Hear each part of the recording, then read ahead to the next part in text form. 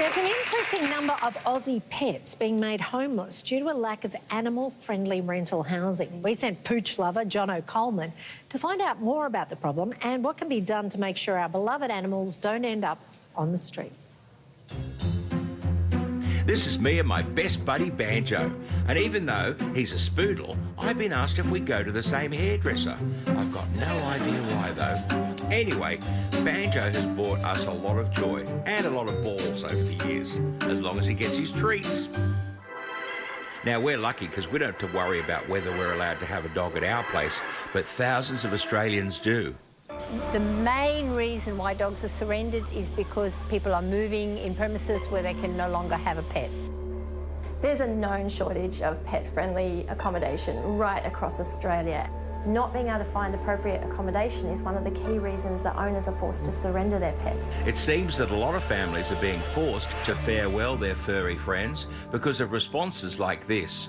We don't allow dogs, we don't allow animals. It's not pet-friendly.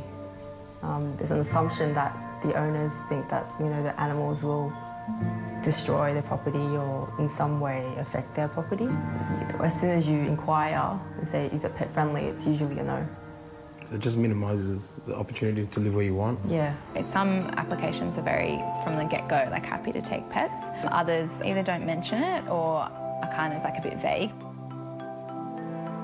54% of renters say that finding a suitable pet-friendly property is one of the biggest challenges they face. And after the landlord said no the first time, we said to her that we just want to get a little dog. It'll be an inside dog, it wouldn't be anything that's going to disrupt the neighbours or, cause any damage in the house. There was a lot of work that had to be done for the house to be fit for us to live in.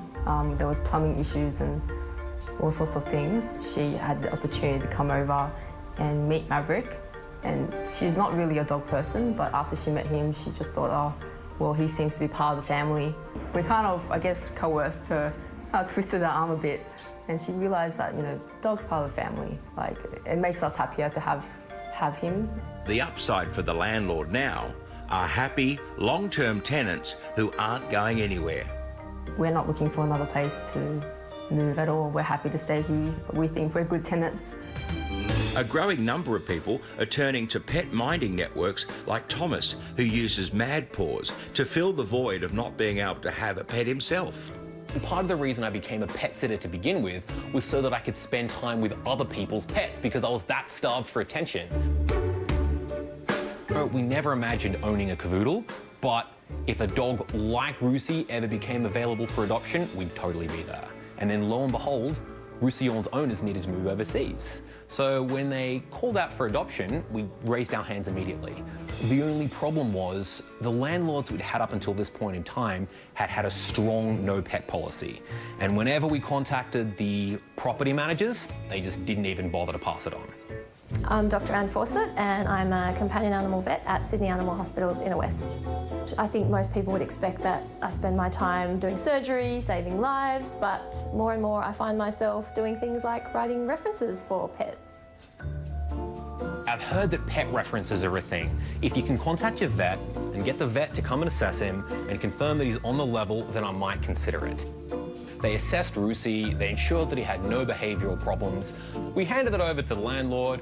The landlord said, yeah, all right, let's give it a shot. A recent report found that only 1 in 10 rental properties in Australia are currently advertised as being pet-friendly, despite a whopping 62% of us having pets. It means that getting things like pet references and putting in the extra effort when applying for a place to live is your only option. As part of your application, online you can create a profile for your pets, which includes a profile photo, the name of the pet, the breed, and a whole heap of information in terms of behavioural characteristics, traits, and whether you believe that that actual pet will actually suit that type of property. I know what you're thinking. We didn't know we were going to have to move to a place that didn't accept pets. Well, there's a very harsh reality for animals that are left homeless. The animals that come into our care are largely from the council pounds and they're ones that are being put down. So they have got a number of days and that's all. They either come to us or they've got no option. I'm Monica from Doggy Rescue. I've been rescuing dogs for, well, about 22 years, and more recently we also have about 20 cats in our care as well. I just believe in trying to get some animals out of the pounds and saving lives. It's the incredible work of people like Monica and her countless volunteers that means that some animals do get a second chance. It's really overwhelming, the number of dogs that we have to rescue from the pounds all the time, but I must say it really gives me a buzz when they get a forever home. It's so beautiful when someone offers a dog a chance.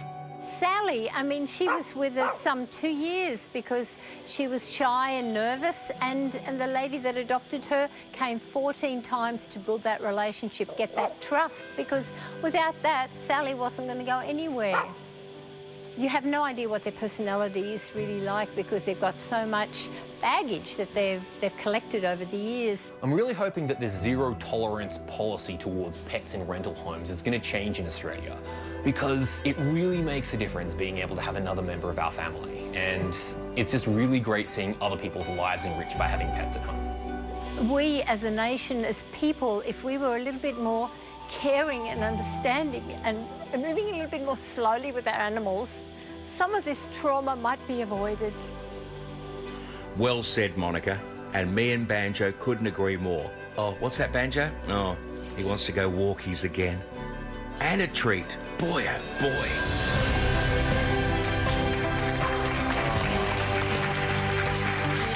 Well, Victorian renters can now own pets without having to get the consent of their landlord after new laws passed in September last year. The rest of the country still allows owners to have a no pets policy.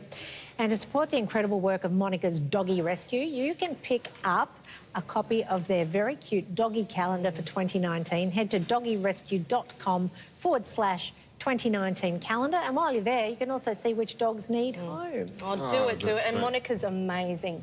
She is an amazing woman who does incredible work. By an incredible coincidence, The Godfather Part 2 was on last night, and I'm not sure if anyone remembers, but when Robert De Niro is playing a young Vito Corleone, there's a very famous scene in which the Godfather has to intervene and express himself and approach a landlord who won't allow his wife's cousin to have her pet dog in the flat. And it's fair to say that Vito Corleone very convincingly makes the case that pets should be allowed in rental accommodation. And I think we should all base Australia should base its regulatory framework on whatever the dog says. According to The Godfather, you can have a whole dog but only part of a horse. Yeah.